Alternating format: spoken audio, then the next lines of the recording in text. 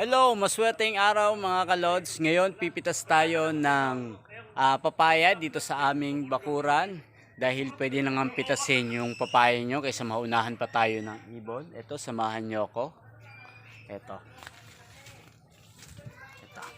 Itong papayang to, hindi ko naman talaga itinanim. Tumubo lang to, hinayaan ko lang na lumaki. Ang mga itinanim ko, itong mga katabi. Yan.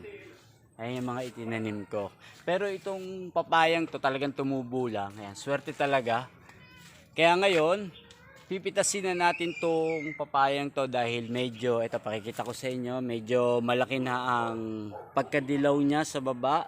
Kaysa naman maunahan pa tayo ng ibon. Itong isa pwede ring pitasin dahil nga meron na ring kulay dilaw, silay ang tawag dito. Nagbunga rin to ng sobrang dami. Ayan, kitang-kita naman ng inyong mga mata. Madaming naibunga ang papayang to. Malalaki pa.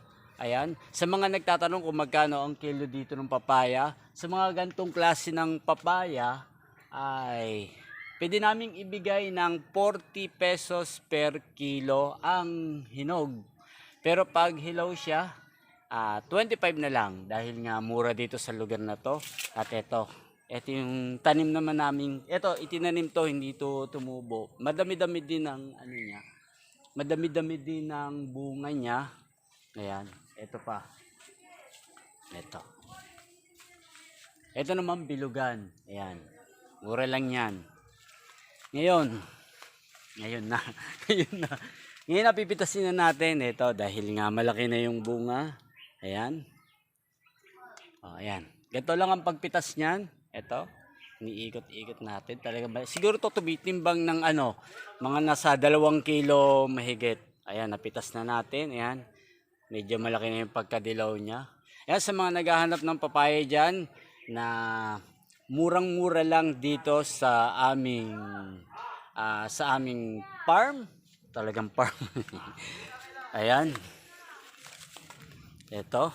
Mura nyo lang mabibili dito ang papaya. Pag gantong hinog, siguro 40 pesos pwede nyong mabili dito sa lugar namin. Per kilo hindi per piraso. Ayan. Thank you for watching.